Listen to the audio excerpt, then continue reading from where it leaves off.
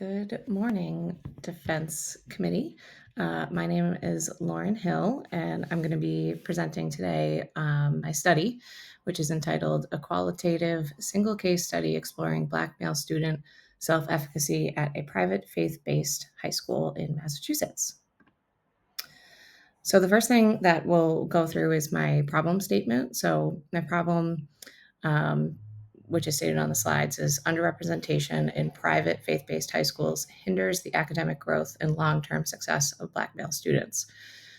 So I am an administrator at a private faith-based high school, and I was, figuring out that after a couple of years, I was seeing my Black male students performing at a lesser rate than their white peers. And so I was curious, are we preparing them in the right way?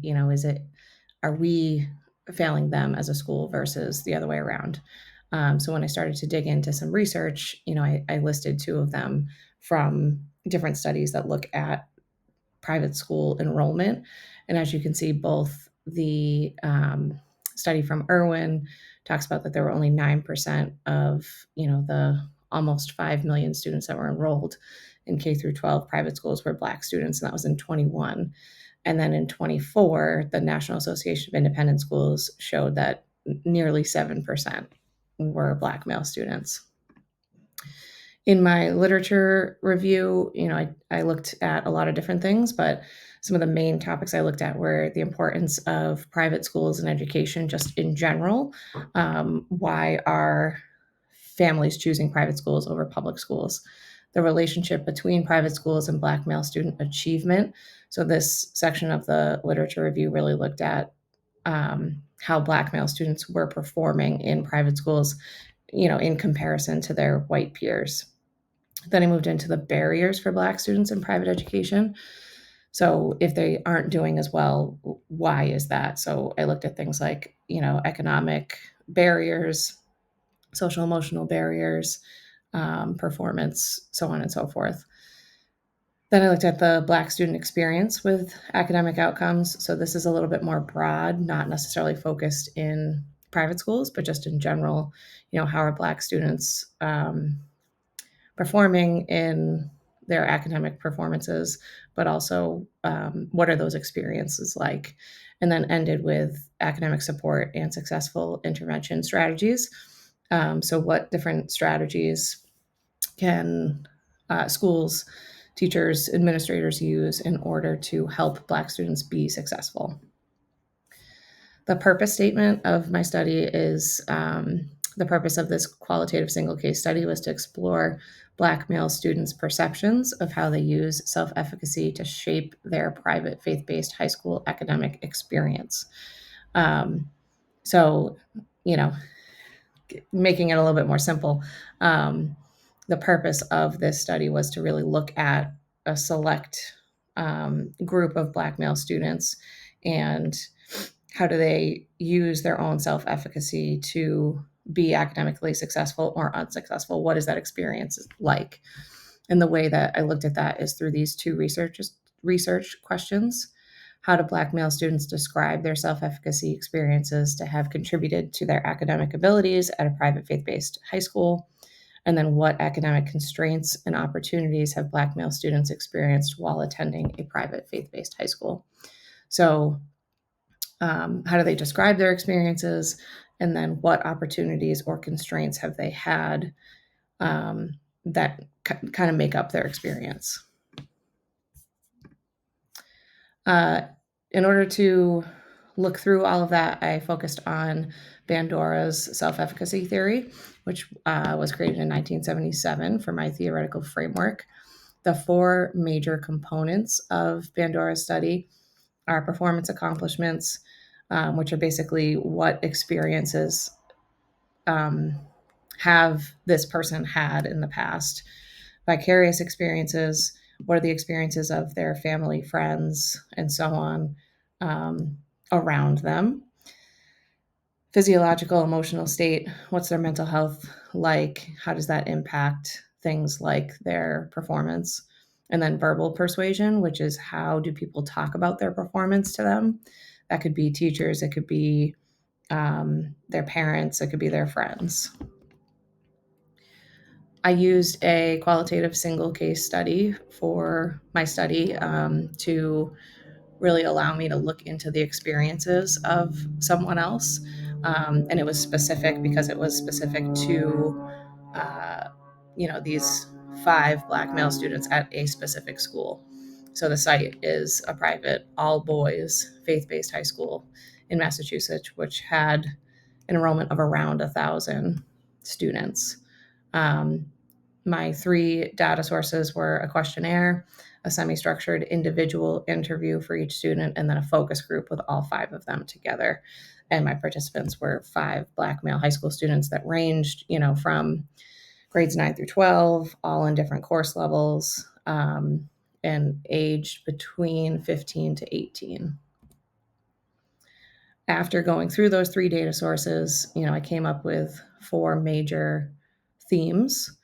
So, my Black male participants talked about a need for positive past academic experiences, a need for positive peer pressure and teacher feedback, a need for positive academic experiences shared by family members and peers.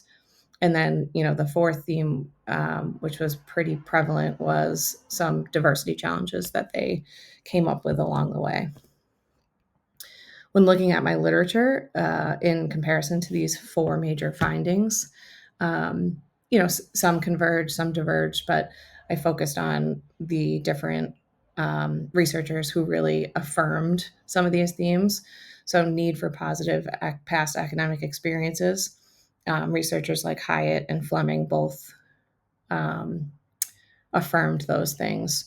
So, Hyatt, for example, talked about the fact that a student's self-efficacy, regardless of race, can really determine their belief about academics, which then can feed into their academic success. And then Fleming talked that most students in private schools tend to be more academically successful in school and later in life.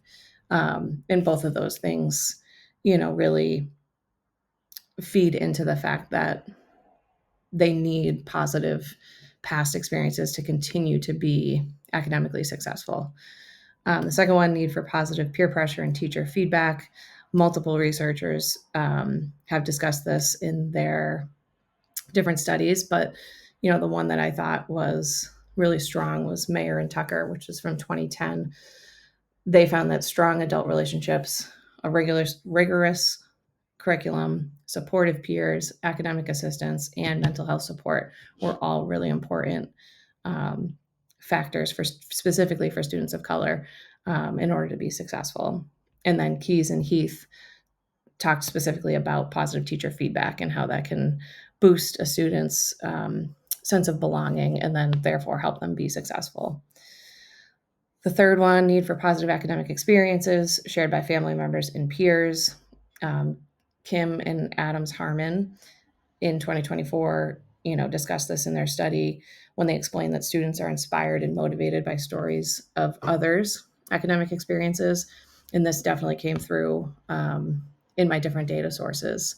So, lastly, diversity challenges. So, I found a lot of this, but Bolgatz in 2020 did a specific study on private schools and students of color and their parents too, and how um, all of these students, not all of them, but some of these students really experienced issues of racism by being in a predominantly white private school, which again came through in my study.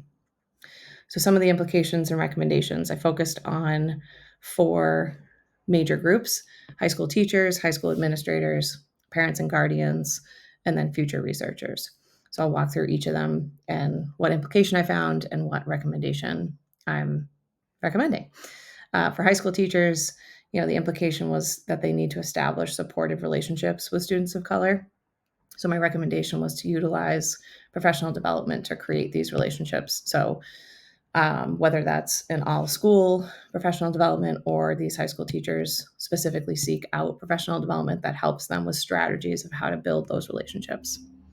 High school administrators need to incorporate racial and ethnic diversity into student and faculty populations. So, not just increasing diversity with their enrollment, but also with the people who are teaching them, right? So that they can see themselves in these adults. So, my recommendation there is to use targeted strategies to attract students and faculty of color, whether that's attending specific fairs to get people to come to the school, so on and so forth. The parents and guardians of students of color, so it's really important that they share their own academic experiences with their children. And my recommendation for that is to regularly share their experiences, but also to participate in the students' academics. So whether that's having nightly conversations about how they're doing in school, or attending things like parent-teacher conferences, the Parents' Council, being regularly involved helps them share their own stories authentically. And then lastly, future researchers, I think it's important they continue to research the impact of educational experiences of Black students. One way to do that is to research early educational experiences, because I found that in the research, a lot of these either situations or feelings that students of color were having later in life were developed at an earlier age. So, I was researching things like from high school, but if someone looked at elementary school, middle school, and how those strategies could either be supported or not, I think could help with the research.